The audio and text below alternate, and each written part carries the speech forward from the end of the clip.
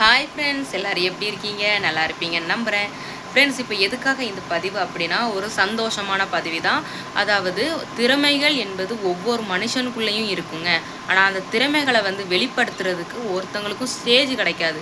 அந்த ஸ்டேஜ் மட்டும் கிடச்சிட்டுனா ஒவ்வொரு இடத்துல இருக்கிறவங்களுக்கு வேறு லெவலில் போயிடுவாங்க. அப்படிப்பட்டவங்களுக்காக ஒரு ஸ்டேஜ் தாங்க இப்போ வெளியாகிருக்குது. அது என்ன ஸ்டேஜ் என்ன அப்படிங்கிறது வீடியோ பார்த்து தெரிஞ்சுக்கலாம். வீடியோ ஸ்கிப் பண்ணாமல் முழுசாக பாருங்கள். வாங்க வீடியோக்குள்ளே போகலாம்.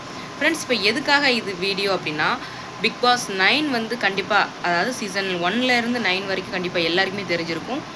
பல்வேறு திறமைப்பட்டவர்கள், திறமைசாலிகள் அந்த இடத்துலேருந்து வின் பண்ணி போயிருக்காங்க.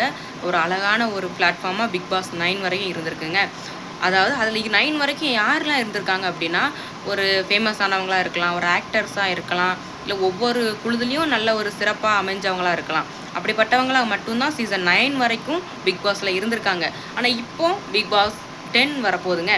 அந்த 10ல் நம்மளை மாதிரி சாதாரண மக்களுமே கூட அந்த இடத்துல கலந்துக்கிடலான்னு சொல்லி ஒரு விஷயத்த கொண்டு வந்திருக்கிறாங்க. அதுக்குள்ளே ஆடிஷனுமே நடந்துக்கிட்டு இருக்குதாங்க.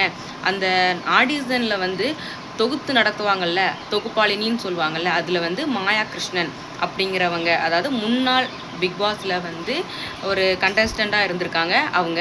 அதுக்கப்புறம் 3 ஜட்ஜஸை கொண்டு வந்திருக்கிறாங்க. யாருன்னா நம்மளுடைய ஆரி அவங்க, அப்புறம் ஓவியா, அதுக்கப்புறம் ராஜு. இந்த 3 பேருமே முன்னாள் பிக் பாஸில் கண்டஸ்டண்ட்டாக இருந்தவங்க தான், சரிங்களா? ஸோ இவங்க 3 பேருமே சேர்ந்து ஜட்ஜஸாக செலக்ட் பண்ணி அதில் செலக்ட் ஆகிறவங்க டைரெக்டாகவே பிக் பாஸ் 10க்கு போகலான்னு சொல்லி அறிவிச்சிருக்கிறாங்க.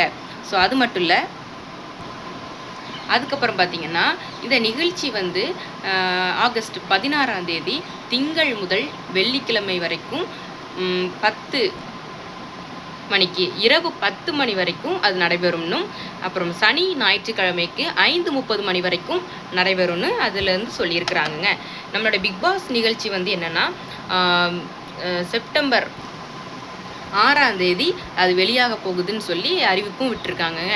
ஸோ பிக் பாஸ் நிகழ்ச்சியை பொறுத்த வரைக்கும் திறமை இருக்கிறவங்களுக்கு ஒரு வழிகாட்டியாகவும் ஒரு ஸ்டேஜாகவும் அது அமையுதுன்னு சொல்லி அந்த பதிவில் நான் சொல்லிக்கிறேங்க. ஒவ்வொரு திறமைசாலிகளுக்கும் ஒவ்வொரு இடம் கொடுக்கப்படணுங்கிறதுக்காகவே இது கொண்டு வரப்பட்டதாகவும் இருக்குது. So big boss common man அந்த நிகழ்ச்சியில் பங்கு பெற்று வெற்றி பெற்று நல்ல சிறப்பான வாழ்க்கை எல்லாருக்கும் அமையணும்னு சொல்லி நான் கடவுளை வேண்டிக்கிறேன். ஸோ எது தப்பாக பேசியிருந்தால் மன்னிச்சிக்கோங்க. ஸோ எனக்கு இந்த பதிவு சொல்லணும்னு தோணுச்சு. ஸோ வாய்ப்பு இருந்து வின் பண்ணிக்கோங்க. சரிங்க, பாய்ங்க. நெக்ஸ்ட் வீடியோவில் பார்க்கலாம்.